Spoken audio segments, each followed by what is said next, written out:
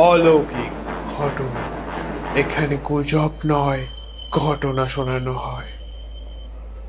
নমস্কার, আশা করছি সবাই ভালো আছেন।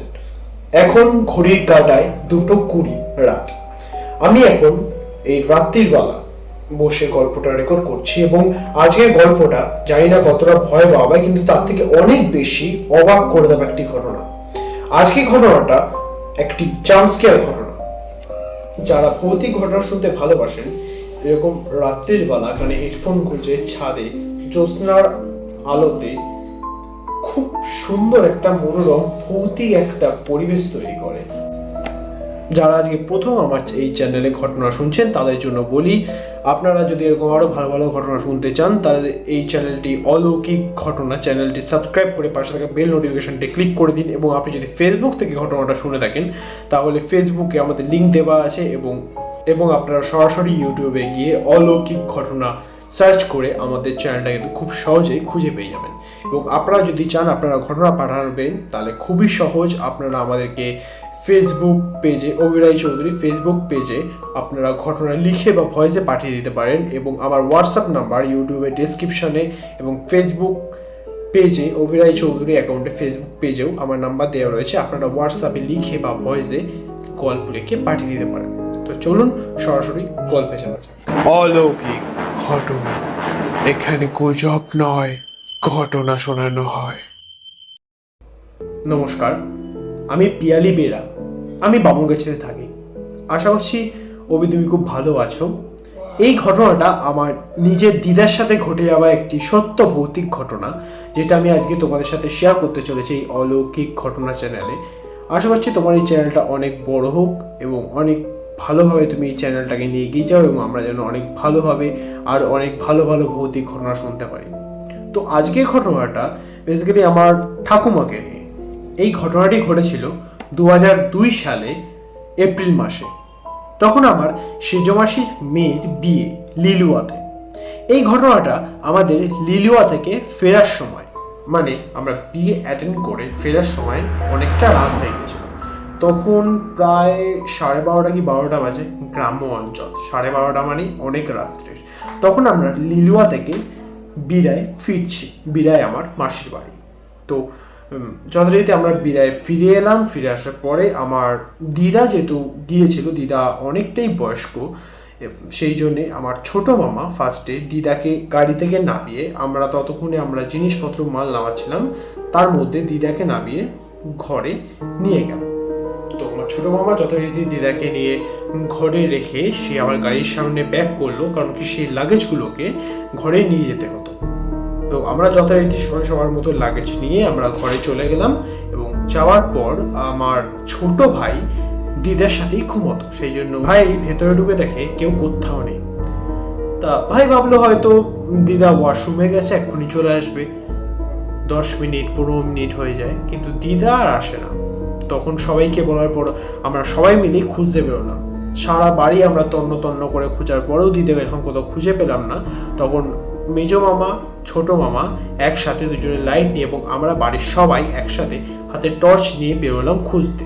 কারণ গ্রাম্য অঞ্চল, তখন প্রায় রাত 1টা কি 1:30 বাজে। 1টা কি 1:30 মানে পুরো গ্রামটা শুনশান ধুধু করছে। এবং বলে রাখা ভালো, আমাদের বাড়ির সামনে একটা বড় তেঁতুল গাছ, একটা তাল গাছ এবং একটা অনেক বড় পুকুর ছিল। তো আমরা প্রায় আধ ঘন্টার ওপর খোঁজার পরে আমার ছোট মামা, আমার মেজো মামা আর আমার ভাই মিলে খুঁজতে খুঁজতে বাঁশবাগান পেরিয়ে পেছন দিকে একটা ক্ষেতে খুঁজতে গেছে, চাষের ক্ষেত। ওইখানে খুঁজতে গিয়ে দেখে একজন মাটির মধ্যে উপুড় হয়ে শুয়ে আছে। তো যথারীতি তারা লাইট মেরে দেখে যে সে দিদা। তো সে পুরো কাদায় চান করেছে, মানে তার মাথা থেকে পা পর্যন্ত তাকে পুরো কাদায় চোবানো হয়েছে। মানে দেখে মনে হচ্ছে যে কেউ তাকে কাদার মধ্যে ঠেসে ধরেছিল। এবং কোনোভাবে দিদাকে ওই মুহূর্তে ক্ষেত থেকে তুলে সেই রাতে বাড়িতে নিয়ে আসা হয়। এবং সারা রাত দিদার কোনো জ্ঞান ছিল না। এবং সকালবেলা উঠে যেটা আমাদেরকে বললো আর যেটা আমরা শুনলাম দিদার মুখ থেকে, সেটা শুনে আমাদের সবার সিদ্ধান্ত থেকে একটা শীতল স্রোত বয়ে গেল।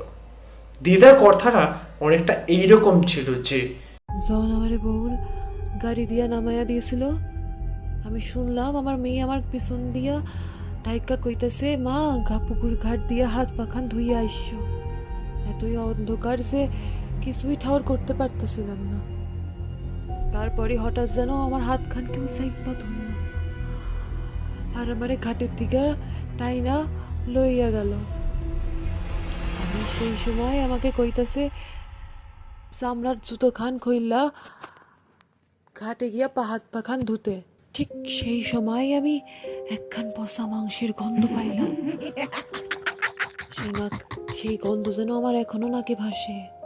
আর হাতখান তো একদম বরফের মতো ঠান্ডা ছিল।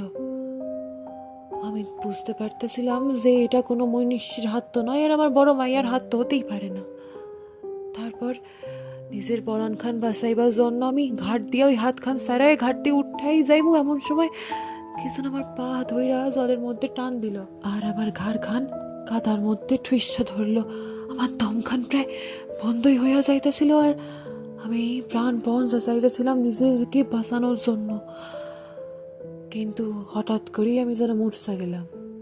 কিন্তু আমার এই খান মনে আছে, যখন আমার শরীর খান একদম তুলার মতো হালকা হইয়া গেল, ঠিক সেই সময় আমার মনে হইল যেন আমি হাওয়ায় ভাসতেছি।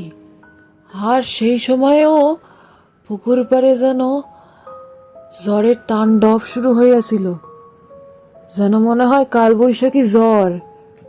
আর সেই ঝড়ে যে আমাকে কোথায় ভাসায় উড়াইয়া আসার মাইরা ফেলাই দিল, আমার কিছুই আর মনে নেই। আর বুঝতেও পারি নাই যে আমি কোথায় গেছিলাম আর কোথায় আমাকে উড়া ফেলাইয়া দিল। তো তার পরের দিন সকালবেলা দিদার মুখ থেকে এই কথাগুলো শুনে আমরা পুরো পরিবার অনেক দিন ভয় এবং আতঙ্কে ছিলাম।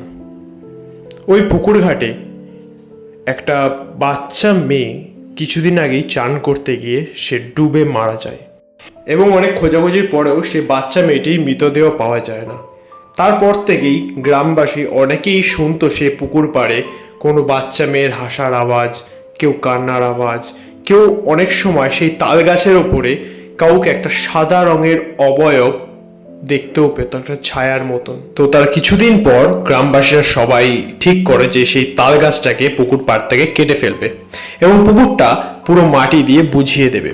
যেমন ভাবা তেমন কাজ।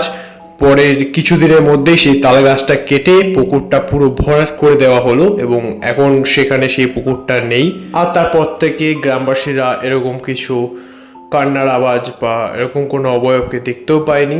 তারপর আস্তে আস্তে সব ঠিক হয়ে যায়। এই ছিল আমার পরিবারের সাথে ঘটে যাওয়া এক সত্য ভৌতিক ঘটনা। আশা করি তোমার এবং অলৌকিক ঘটনা ফ্যামিলি সবার এই ঘটনাটি খুব পছন্দ হবে। আমার কাছে এরকম আরও একটা ঘটনা আছে, এটা ভালো লাগলে অবশ্যই পাঠ করে শুনিও। আমি টাইম পেলে আবার ওটা লিখে পাঠাবো। এই বলে আমি আমার ঘটনাটি আজকে শেষ করছি। অলৌকিক ঘটনা, এখানে গুজব নয়, ঘটনা শোনানো হয়। ওয়াও, আজ কিন্তু একটা খুব সুন্দর একটা অবাক করে দেওয়া ঘটনা শুনিলাম আজকে আমরা আমাদের পিয়ালিদির কাছ থেকে। তো আমি চাইবো এরকম আরও ঘটনা যেন পিয়ালিদি আমাদেরকে পাঠায় এবং আপনাদের সবাইকে বলছি এরকম আরও ভালো ভালো ভয়ানক গল্প শুনতে। অবশ্যই কিন্তু আপনারা আপনাদের সাথে ঘটে যাওয়া কোনো সত্য ভৌতিক ঘটনা আমাদেরকে পাঠান।